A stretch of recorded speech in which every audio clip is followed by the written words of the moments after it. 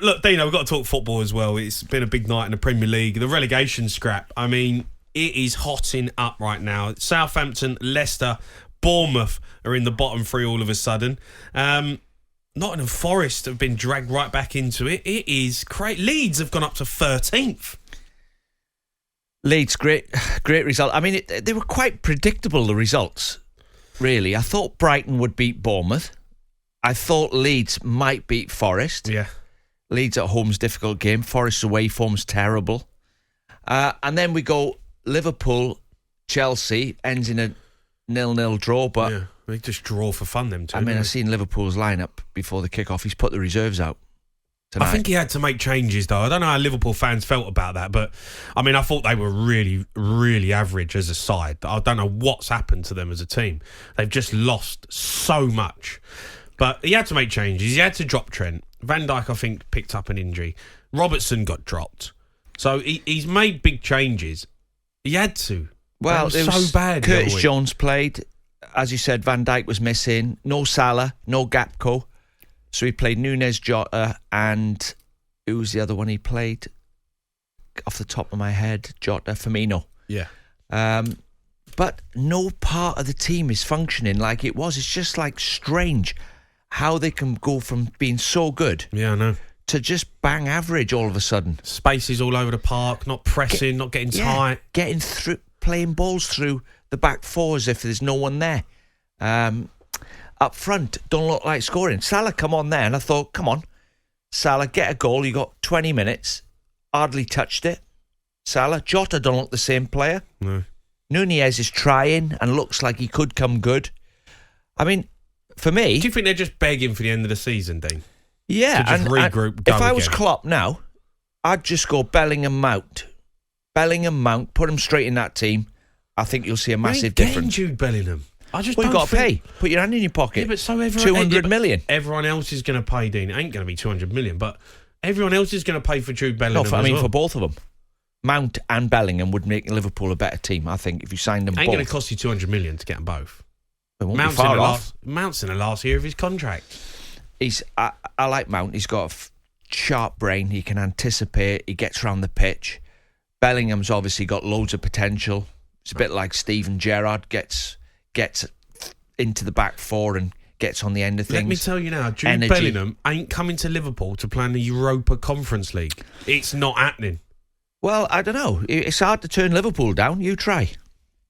You try turning Liverpool down. If Real Madrid are on offer or Manchester City. Still hard to turn Liverpool down. It's not, mate. It not is. Now. Maybe last season, absolutely not. I know what you're saying about the Champions League. If they're not in the Champions League, a player might go for it short term, but I would imagine Jurgen Klopp, I think, realises he either has to probably leave or he's got to sign some top players. I mean, the best players. He needs 3 or 4. He does. He absolutely does. Well, Liverpool fans, you can have your say. But let's go to Curtis, who's a Nottingham Forest fan. All right, Curtis? Hi, Curtis. Hello, Jimmy, mate. How are you, pal? Yeah, good, mate. Look, that's a bad result. Again, your away form this season has been woeful. That was really a game you couldn't afford to lose. To be honest, yeah, I don't think you're wrong. It was one game, Jeremy, where I thought we might manage to pick up a few points. It was there, but going 1-0 ahead as well, I thought, here we go. Jeremy, the fans are going to get their backs up. They're going to go against them. But as they pulled it back to 2-1, after that, I just thought we've got no chance. Yeah. Yeah, all's not lost, though. I mean, there's still 8 teams in it, up to Crystal Palace on 30 points. I mean, they're changing every night, isn't it? There's that many games coming. I think the picture changes. I mean, it's a bad result for Forest, but I'm looking at Southampton on 23 points. They look as if they're in serious, serious trouble. Well, the rest can get out of it. Yeah, I mean, hopefully Southampton, I mean, normally at this point of the season, there's always at least 1 or 2 you look at and you think they're more or less done or dusted. Yeah. Where this year, there isn't one, is there? But I think Southampton are done. It's so hard. But do you know, I think it was this time last year, I spoke to you on the sports boy it was, and I think you said I was drunk on Forest, and I literally was drunk on Forest that night. I think we had won. I don't know why. It took us into the playoffs. And it goes to show, I mean, how fast it can change. we was playing for the Premier League, but we managed to get up there. And then all of a sudden, do you know what I mean? I mean, we've had our ups and downs while we've been there. We've had some great results. But Curtis, do you think your manager's under pressure? Oh, well, I mean, as far as I can see, I mean, yeah, I think he is. I don't think you won't sack. You don't sack him now, though, do you? No. In my opinion, I would rather go down with Cooper as manager, and I think he deserves that from every single Forest fan. He took us from the bottom of the Championship, got us promoted. I think he deserves a chance if we go down to have the bounce back ability to take us back up again. I really believe he deserves that. All right, Curtis. Thanks for your call. Let's go to William, though, who's a Chelsea fan. All right, William? Hey, guys, hi, William. William, 0-0 with Liverpool. I thought, watching the game, I thought Chelsea looked a little bit better than they have been, but you cannot hit a barn door. No, honestly, guys, I'm going to be, honest about it. But for me, playing Havertz up front as a striker, he is not a natural striker. That is not his position. And every time that you look at him on the ball, like tonight, especially in the last sort of 15, 20 minutes, when he's going forward, he's then coming back to then go forward again. And I would rather have Sterling and Felix together, two quick players, and at least they have a really good strike ability, and have Havertz behind or something like that. Yeah. How many times have we had it this season where Havertz has been up front? And don't get me wrong, I'm not saying he's not a good player. It's just that's not his position. He's like trying to play. His natural position is either left side or like centre to attacking midfielder, and he's the creative player. He's not the guy that always scores the goals when you need it. And I think Sterling's probably more natural, to be honest. But you've got Aubameyang as well, who we signed, who's not being featured at all under any circumstances. No, you know the difference between Aubameyang and Havertz, right? Aubameyang, when he gets in them positions, he gets in with a chance. I mean, I was a striker myself, and I could see bottom left or through the keeper's legs, or take it round him, and the picture just comes to you straight away. I know, but Dean, I was listening to you on Breakfast Show the other day with Laura and Ali, and you was talking about Aubameyang, and you made some really good points. And yes, Aubameyang is an unbelievable striker in his day, but you said to me his candle's gone out. Maybe. So he can't play. Well, and no. These are not idiots who are looking at him in training and watching him, and they're still not picking him, and he's not involved because he don't have the desire anymore to score goals. Havertz, bless him, works his socks off. He's a fantastic player. Struggles to find the net, but he gives you more than what Aubameyang's going to give you. Well, I'll give you the last 12 months for Aubameyang. Right? He falls out with Arteta, turning up late or whatever. He's had problems at Dortmund when Tuchel was the manager. Tuchel knows him, decides I can handle him, gets him on loan. This is the worst bit of business ever in the history of football. It's got to be up there with the worst bit of business ever. I don't know what the loan fee was for him, but didn't they sack Tuchel, who signed him, who brought him to the club thinking I can get him to score. He's played for me in the past. He comes to Chelsea. Didn't he sack him the next day? The manager. I don't think it was long after. It was like that's for sure. Within days, and he hasn't played. They've wasted I mean, if I was Aubameyang, I would have said, by the way, I'm not having this. I only come because of Tuchel. He's been sat on the bench ever since he's got here, and whether he's just disillusioned, not trying in training, probably thinking, what am I doing here? But going back to the point about Havertz, when he gets in, like tonight, and the ball comes back off the keeper and hits his arm, he doesn't see a picture. He doesn't see a clinical picture. He just sees a blur. Well, what did you see? Out goal scorers, when I was on a good run, you just see the gap. Which is natural. When you haven't scored for 8 games, which happened every year to me, you just see a blur. It's the difference between expecting the ball to come to you when you make the run and hoping it comes to you. Yeah. That's the step that you're missing. You hope it comes. You're going in there because you think that winger's going to cross this. It's going to go there. I hope he puts it there. And it's too late. Rio Ferdinand gets there before you. Whereas when you're scoring, you know, you can actually see the ball go in there. Yeah. There's the chance, there's the ball, there's the finish. You sort your feet out quick. Shall I let it run across me and side foot it in the bottom corner, or shall I punch it back where it come from? Everything's crystal clear. Yeah.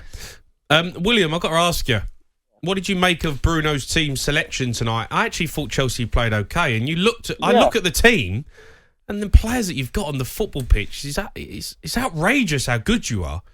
Yeah, I mean, the midfield and the defence, like I said, like for James and Chilwell being back, and that has made a massive difference again with that wing-back play, which is what we play.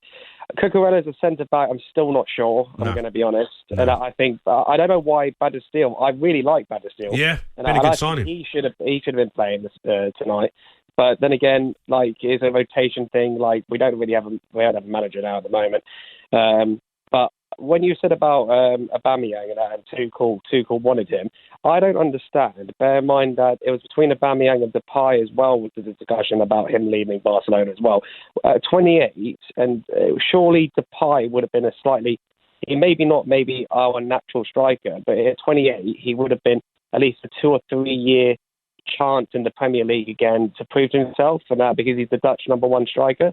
Surely he would have been a better choice than Aubameyang, in my opinion. And he's a box player, Aubameyang, isn't he? Yeah. If you get crosses in and through balls, he's a good finisher. But as I said, Jamie just mentioned it, has his candle gone out for whatever reason? Whether it's his legs, whether it's his will to score a goal, or he's just fed up. Like, what have you done? Bring him here. William, do you want Nagelsmann? You know, it looks to me like Chelsea just need a manager.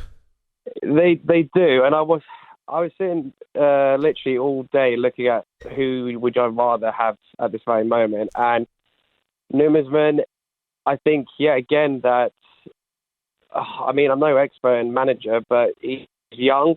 And they were talking, I think, this morning about like the players that Chelsea has. They look for this. The players look for a player that's done it all. And the only one that I can see of the list of potential people coming in who's available is Zidane. Yeah, if I'm being honest, of iconicness and of who's got natural football respect. So if that is what we're struggling with, of people looking down and who we bring in next, like Zidane's going to cost us a bit. I know that for a fact, but and you're going against Real Madrid. He knows that system as well. I would probably have Zidane at this stage, and maybe do a 6-month contract and then go. Good luck getting Zidane for 6 months. What do you think this is? I know. I'm just being sort of hypothetical, and that like if you're going to bring in someone, or for example Nunez in, and to try and prove himself, don't give him like this 5-year contract like Potter, and that like.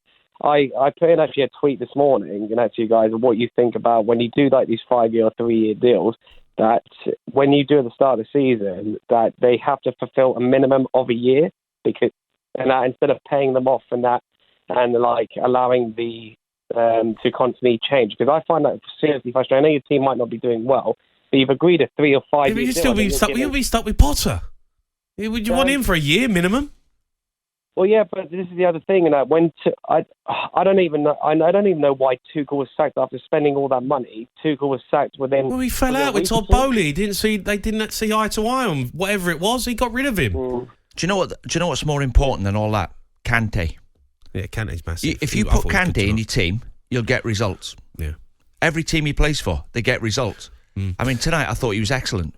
Yeah. Can we go to Mark, who's a Leeds fan, quickly? Right, Mark. Hi, Mark.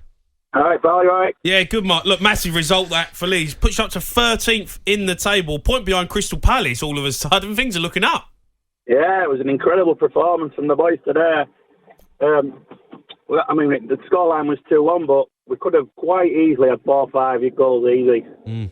Brilliant performance. Yeah, I mean, look, do you feel more confident now that Leeds can get themselves out of trouble and stay up? Yeah, I do. We've got a couple of home games coming up against Palace and Leicester, and probably an easy one against Liverpool. But yeah, there's points to be there now, and we're doing well at the moment. I think you need 3 wins. Yeah, I think we'll get them. I think we'll get them at home. So it's just got us playing so much better football now than when Jesse Marsh had everything too narrow in the middle of the pitch, and now we're playing with width. Jack Harrison looks a completely different player. Yeah, played well tonight. Junior Firpo's turned into the new Roberto Carlos. He's absolutely fantastic. Yeah, I like Somerville as well. I think he's a good player. Oh, he's brilliant, mate. Yeah, another year or so with a lot of Premier League experience, and he'll be a fantastic player. Yeah, I agree. I really like him. It's a big result that tonight. They've got some good players. I mean, Nonto and Somerville on the bench, Dino. You're looking at players there who ain't started the game. Come on, make a difference.